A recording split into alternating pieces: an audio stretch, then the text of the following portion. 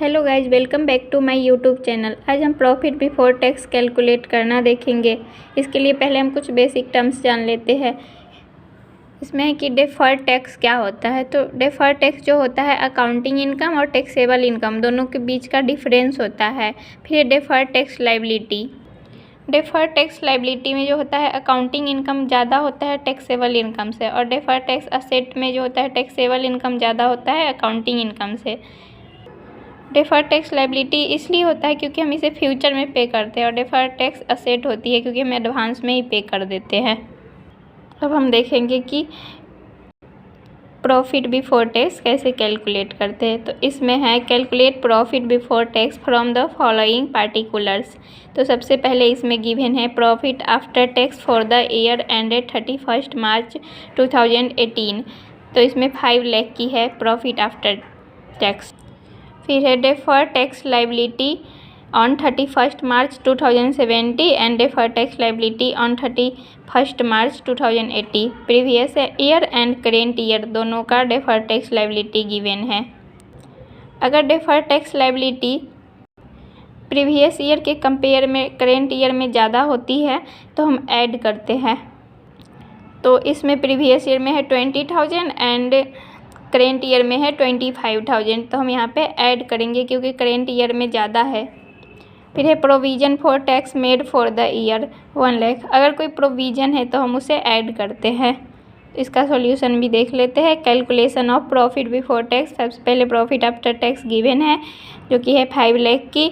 फिर है increase in deferred tax liability, क्योंकि डेफर्ड टैक्स लायबिलिटी इंक्रीज हो रहा है क्योंकि प्रीवियस ईयर में है 20,000 और करेंट ईयर में है 25,000, तो 5,000 से इंक्रीज हो रहा है, तो इसलिए 5,000 यहाँ पे आएगा। फिर है provision for tax made for the year. कोई प्रोविज़न रहता है तो उसे हम ऐड करते हैं, तो इसलिए इसको भी हम ऐड कर देंगे। 1 लाख तो 5 + 1 लाख + 5,000 तो 6,05,000 आ जाएगा हमारा profit before tax. Calculate profit before tax from the following particulars. उसमें था डेफर्ड टैक्स लायबिलिटी और इस क्वेश्चन में है डेफर्ड टैक्स असेट। तो इसमें सबसे पहले गिवन है profit after tax for the year ended 31 मार्च 2018 4,50,000। फिर है डेफर्ड टैक्स असेट ऑन 31 मार्च 2017 में है 36,000। डेफर्ड टैक्स असेट ऑन 31 मार्च 2018 में है 44,000।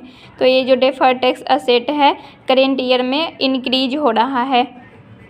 तो जब डेफर्ड टैक्स असेट इंक्रीज होता है तो हम इसे माइनस करते हैं।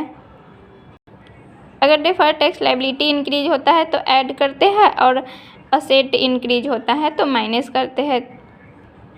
फिर है provision for tax made for the year 80,000। तो प्रोविज़न को हम ऐड करते हैं। तो इसका सॉल्यूशन भी हम देख लेते हैं। Calculation of profit before tax. इसमें प्रॉफिट आफ्टर टैक्स गिवन है 4,50,000 की, तो उसे शो करेंगे। इसके बाद है डेफर्ड टैक्स असेट जो कि मतलब जो करेंट ईयर है उसमें इंक्रीज हो रहा है। 44,000 है करेंट ईयर में और 36,000 है प्रीवियस ईयर में, तो 44,000 - 36,000 आ जाएगा 8,000। तो इसमें से हम माइनस करेंगे 4,50,000 - 8,000, तो ये आ जाएगा 4,42,000। फिर हमारा प्रोविज़न गिवन है 80,000, तो इसको हम ऐड करेंगे। यहाँ पे ऐड किया हुआ है provision for tax made for the year 80,000, तो ये आ गया है प्रॉफिट बिफोर टैक्स 5,20,000। जो हम अभी किए हैं वो वर्किंग नोट का पार्ट था।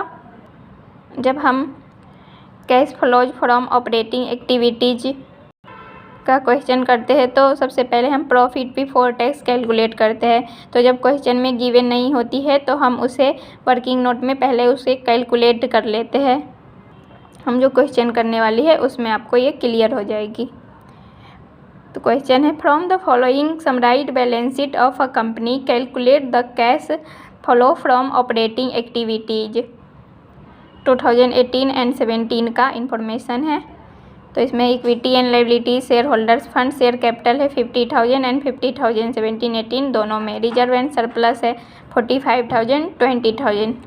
ये reserve and surplus profit before tax calculate करने में हेल्प करेगी, क्योंकि इसमें डायरेक्ट गिवन नहीं है प्रॉफिट बिफोर टैक्स। फिर हमारा नॉन करेंट लाइबिलिटी में है long term borrowings 80,000 and 60,000। Defer tax liability में 15,000 एंड 10,000। फिर करेंट लाइबिलिटी में ट्रेड पेबल्स और शॉर्ट टर्म प्रोविजन। फिर असेट में है non current asset and current asset. Fix asset है 1,40,000 की एंड 1 लाख की। फिर इन्वेस्टमेंट 30,000 की, 40,000 की। फिर इन्वेंट्री, करेंट एसेट में है inventory 45,000 and 30,000। Trade receivables 40,000 and 30,000।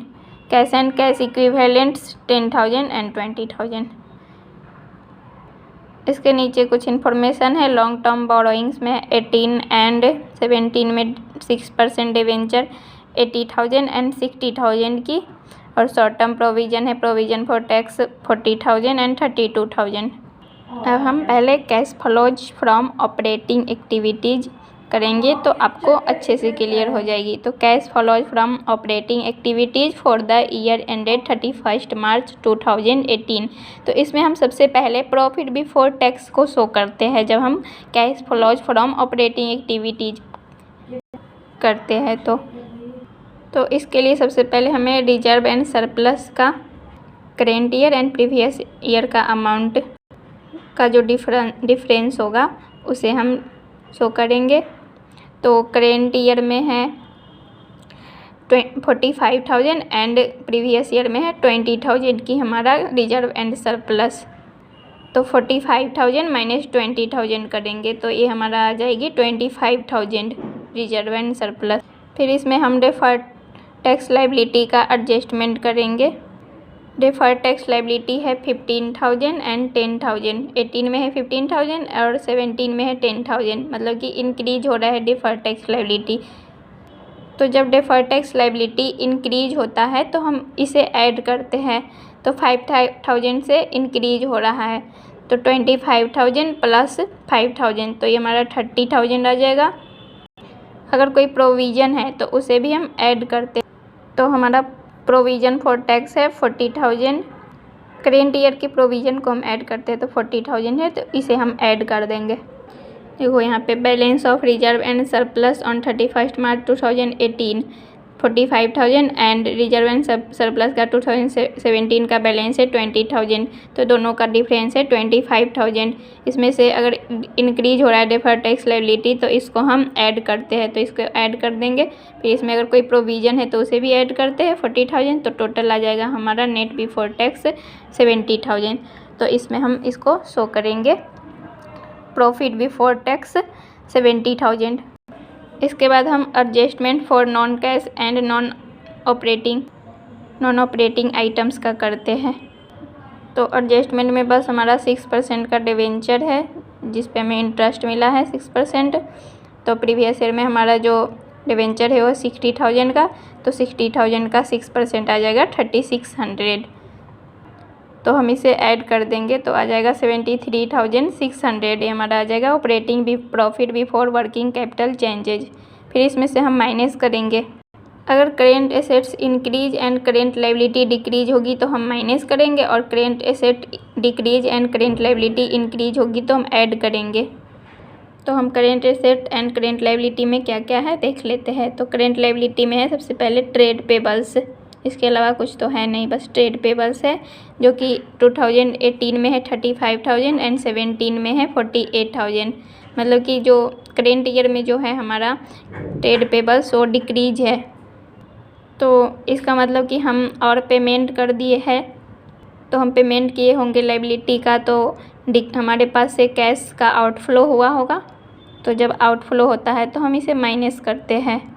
तो इसका दोनों का बीच का जो डिफरेंस है 13,000 है, तो ट्रेड पेबल्स को हम माइनस करेंगे। फिर हम आप देख लेते हैं करेंट असेट। करेंट असेट में है इन्वेंट्री, 2018 में है 45,000 एंड 17 में है 30,000। तो इंक्रीज हो रहा है 15,000 से। तो करेंट असेट इंक्रीज होने का मतलब है कि हम कुछ परचेज किए होंगे, उसके बदले हम कैश पे किए होंगे। तो पे किए होंगे तो हमारा आउटफ्लो हुआ होगा, तो आउटफ्लो होगा तो हम माइनस करेंगे। तो इसे भी हम माइनस कर देंगे। यहाँ पे गिवन है इन्वेंट्री 15,000। फिर है हमारा करेंट असेट में ट्रेड रिसीवेबल्स, जो कि 18 में है 40,000 की एंड 17 में है 30,000 की। ये भी इंक्रीज हो रहा है। इंक्रीज होने का मतलब है कि हम परचेज कर रहे हैं, और परचेज करेंगे तो हमारा कैश का आउटफ्लो होगा, और आउटफ्लो होगा तो हम माइनस करेंगे। तो ट्रेड रिसीवेबल्स है 10,000, तो टोटल आउटफ्लो हमारा है 38,000। और जो हमारा operating profit before working capital changes थे वो थे 73,600। तो इसमें से हम 38,000 जो है इसको हम माइनस कर देंगे, तो ये हमारा आ जाएगा 35,600। फिर इसमें से हम टैक्स की पेमेंट करेंगे, जो कि प्रीवियस ईयर में गिवन है। तो देखो प्रीवियस ईयर में प्रोविज़न फॉर टैक्स गिवन है 32,000 प्रीवियस ईयर में। तो प्रीवियस ईयर का जो टैक्स है इसको हम माइनस कर देंगे, तो हमारा आ जाएगा 3600 अमाउंट। आई होप आप सभी को क्लियर हो गई होगी। वीडियो अच्छा लगे हो तो like share subscribe and comment करें।